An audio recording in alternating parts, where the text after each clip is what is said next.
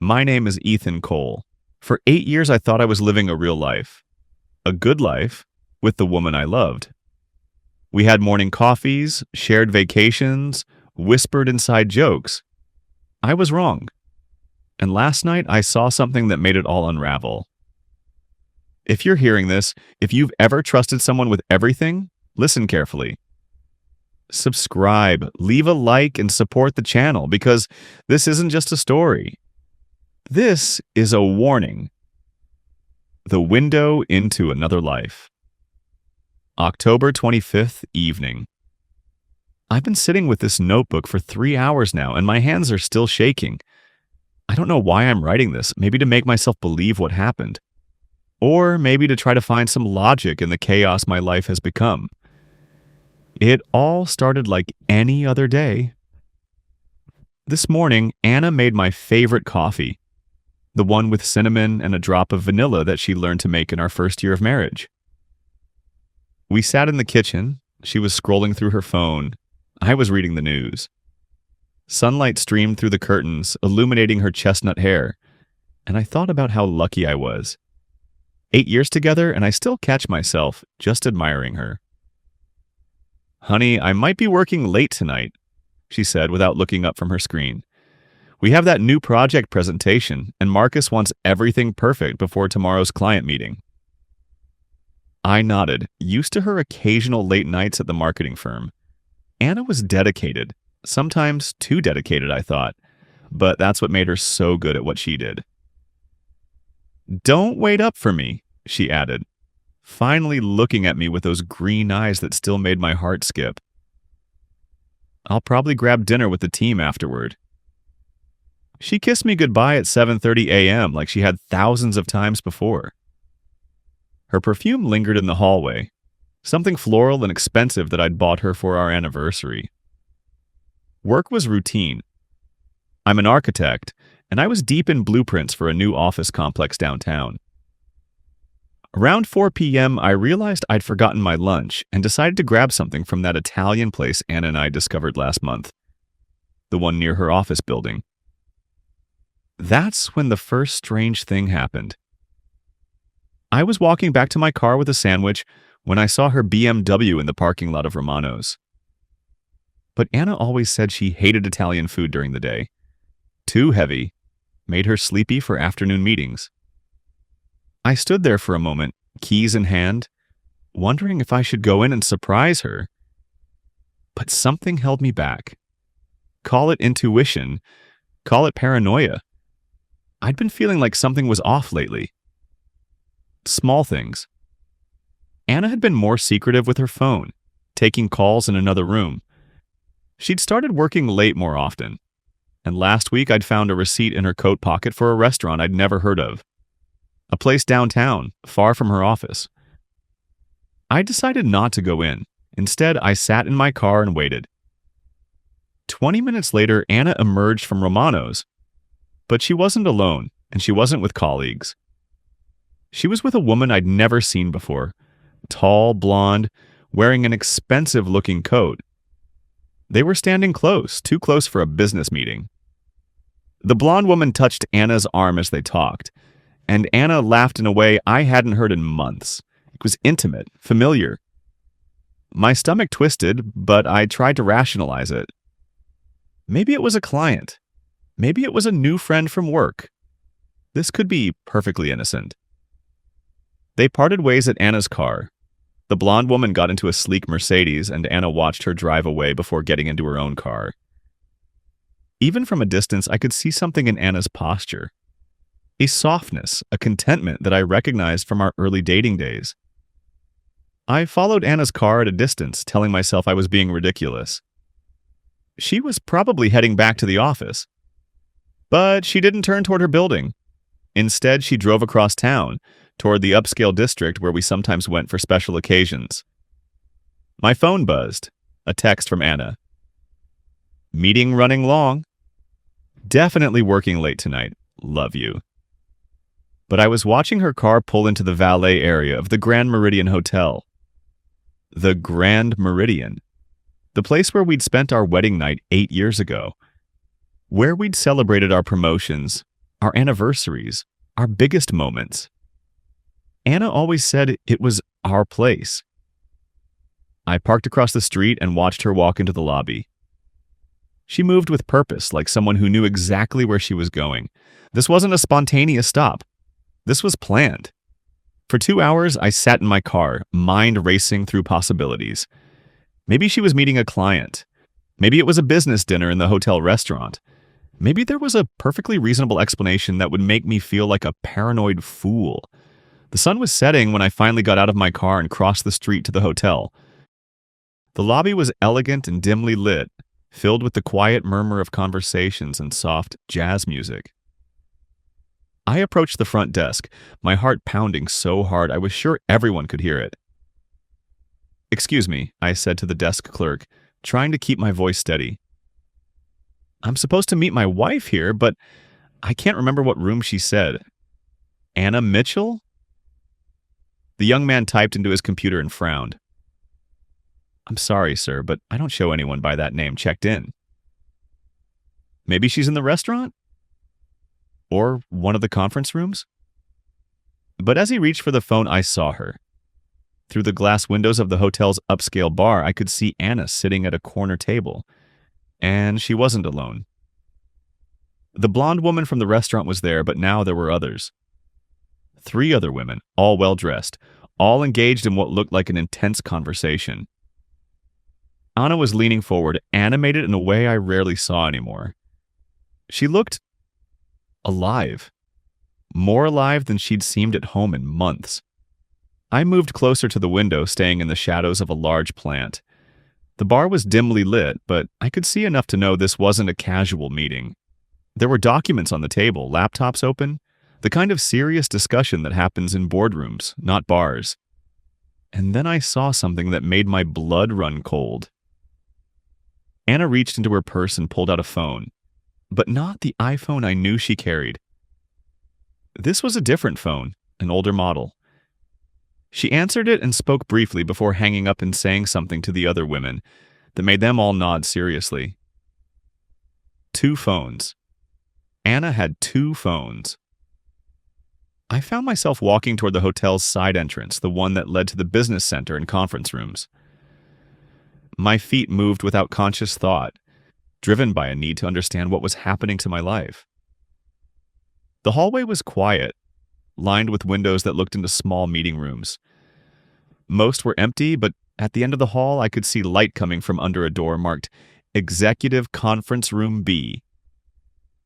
I approached slowly, my heart hammering against my ribs. Through a small window in the door, I could see into the room. There were at least a dozen people inside, both men and women, all professionally dressed. At the front of the room, standing next to a projection screen, was Anna. But this wasn't the Anna I knew. This Anna was commanding, confident, speaking with authority to a room full of people who were hanging on her every word. The presentation screen showed what looked like organizational charts, financial projections, and security protocols. As I watched, frozen in disbelief, Anna clicked to the next slide. It was a photograph of a building I recognized, the office complex I'd been designing. My building. The one I'd been working on for months.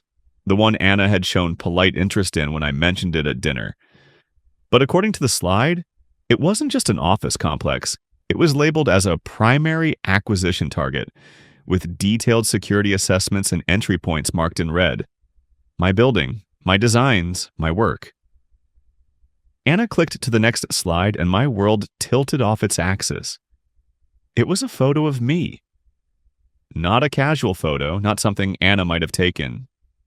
This was a surveillance photo, grainy, taken from a distance, showing me leaving my office building. Underneath my picture was information, my full name, my social security number, my bank account numbers, my work schedule, my security clearances for the government contracts I sometimes worked on. The slide was titled Asset Assessment Primary Target. I was the target. My wife wasn't working late. My wife was planning something involving me, my work, and my life. And I had no idea what it was or who she really was. I stumbled backward from the door, my mind struggling to process what I'd seen. 8 years of marriage. 8 years of shared coffee mornings and anniversary dinners and weekend trips and quiet evenings on the couch. 8 years of what I thought was love, companionship, partnership. But who was the woman in that room?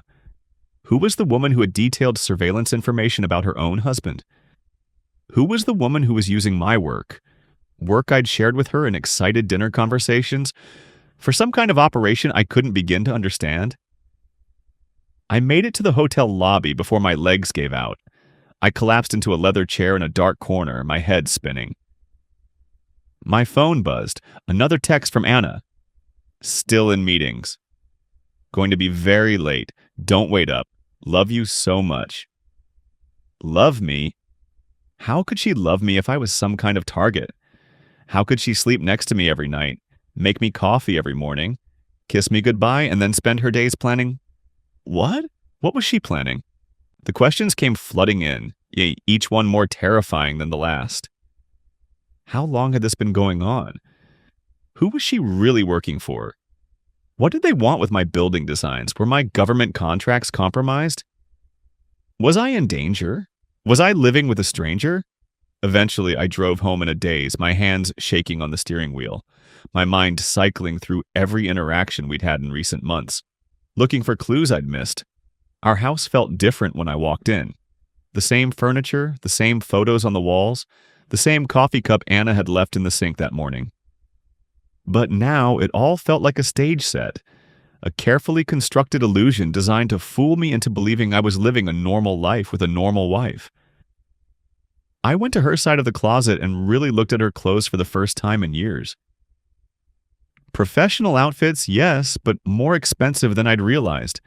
Brands I couldn't afford on our combined salaries. In the back, behind her everyday clothes, I found outfits I'd never seen her wear.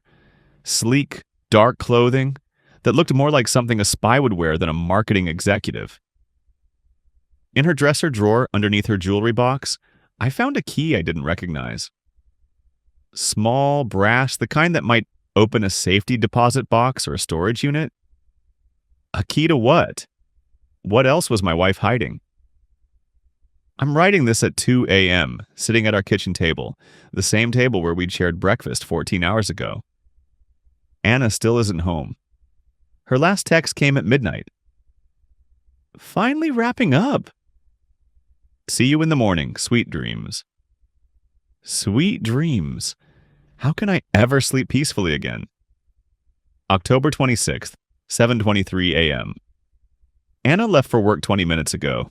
She seemed normal. Too normal, actually. Cheerful, chatty, asking about my plans for the day. She even offered to pick up groceries on her way home. Said she'd make my favorite pasta tonight. Since I was so busy yesterday, she said, squeezing my hand across the breakfast table, I want to make it up to you. I watched her face carefully, looking for any sign of deception, any crack in her facade. But she was perfect. The loving wife I'd known for 8 years, concerned about neglecting me, planning a romantic dinner. If I hadn't seen what I saw last night, I would have fallen for it completely. After she left, I went straight to her dresser and retrieved the key. It's small, brass, with 247 engraved on one side. I called in sick to work, the first time in 3 years. Instead of going to the office, I drove to Anna's workplace, Mitchell and Associates Marketing. I parked across the street and watched. At 9:15 a.m., Anna's BMW pulled into the parking lot. I watched her walk into the building, briefcase in hand, every inch the successful marketing executive. At 9:45 a.m., she came out again. She looked around carefully, the way someone does when they're checking if they're being watched. Then got back in her car and drove away.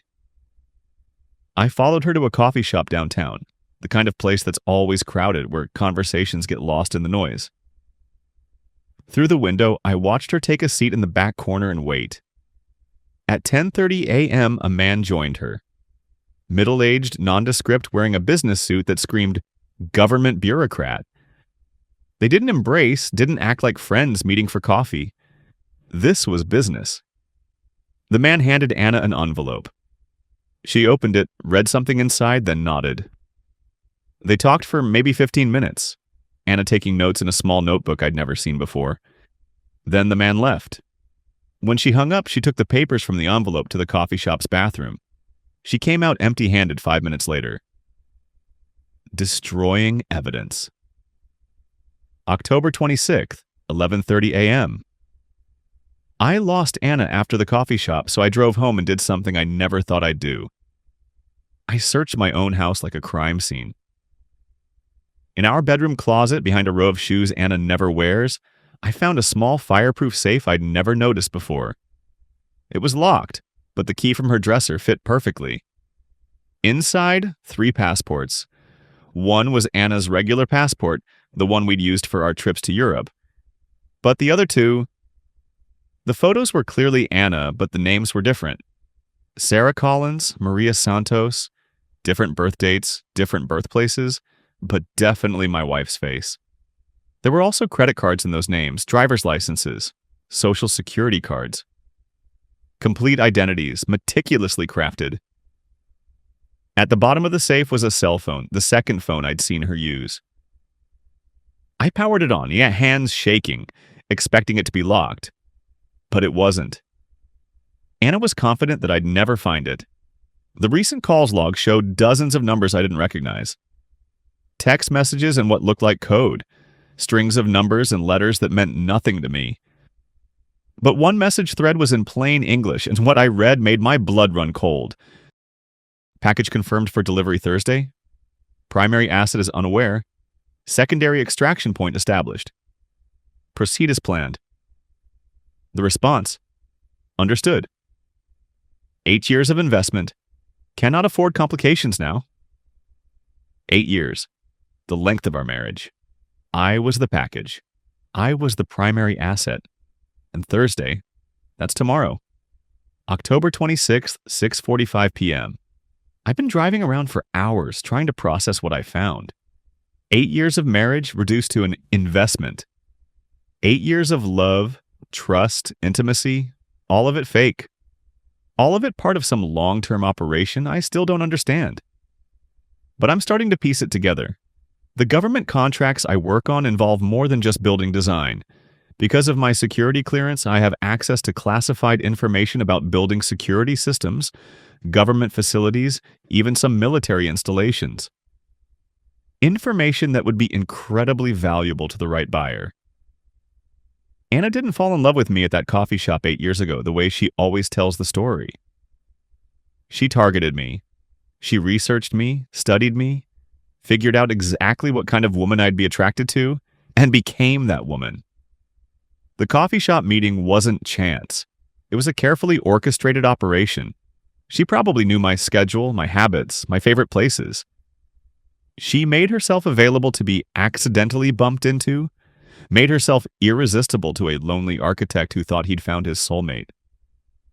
And I fell for it completely. Every anniversary dinner where we talked about how lucky we were to find each other. Every intimate moment where she told me she loved me.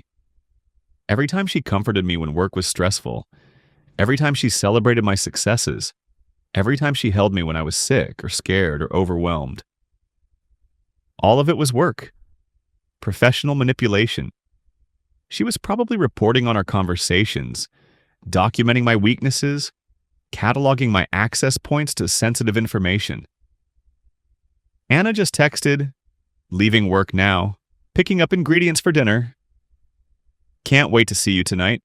Love you so much. Love me so much. After 8 years of lies, she's still maintaining the fiction. I could confront her when she gets home, lay out everything I know, demand answers. But what would be the point? Every word out of her mouth would be another lie, another manipulation. I could call the FBI, report what I've discovered, but what have I actually discovered? That my wife has fake passports and meets with mysterious men? I have suspicions, not proof. I could run. Pack a bag, drain our bank accounts, disappear before whatever's planned for Thursday can happen. But where would I go? And how long before Anna, or her people, tracked me down? I hear her car in the driveway. She's home. October 26th, 11:58 p.m. Dinner was perfect. Anna made my favorite pasta, opened a bottle of wine we've been saving for a special occasion, lit candles, put on soft music. We talked about our days while I talked about my fake sick day while she talked about her fake job. And for moments at a time, I almost forgot what I knew. She was so attentive, so loving. She asked about my work, my stress levels, my health. She massaged my shoulders while I did the dishes. She curled up next to me on the couch while we watched a movie, her head on my chest, her fingers tracing patterns on my arm. It felt real. It felt like love. But I kept thinking about the passports, the secret phone, the surveillance photos. I kept wondering if her concern about my stress was genuine care or professional assessment. When she touched me, was she feeling affection or checking my pulse, monitoring my reactions? When we went to bed, she initiated intimacy. Passionate, tender, connected. Everything it's always been between us. But afterward, as she lay sleeping in my arms, I stared at the ceiling and wondered if I'd just made love to my wife or been used by a spy. Tomorrow is Thursday. According to the text messages, something called package delivery is supposed to happen. Something involving me, the primary asset. I've made my decision. I'm not running, and I'm not calling the authorities. Not yet. I'm going to work tomorrow, like everything is normal. But I'm going to be ready. I've copied all the information from Anna's secret phone, photographed the fake passports, documented everything I've found. I've written a detailed account of everything I know and hidden it where Anna will never think to look. If something happens to me tomorrow, if this package delivery means what I think it means, at least there will be a record. At least someone will know that Anna Mitchell, or whoever she really is, spent 8 years building a perfect life with a Mark who finally figured out the game. I'm not sure what hurts more, knowing that Anna never loved me, or realizing that part of me still loves her anyway. Even knowing what she is, what she's done, what she's planning. When I look at her sleeping peacefully beside me, part of me wants to wake her up and pretend this is all a nightmare, but it's not a nightmare. It's my life. And tomorrow, I'm going to find out how it ends. The woman I married doesn't exist. She never did. But the man she created, the man who fell in love with a lie, who built his life around a fiction, who gave his heart to a stranger, that man is real. And that man is finally ready to stop being a victim and start being a player in whatever game this is. Game on, Anna. Game on.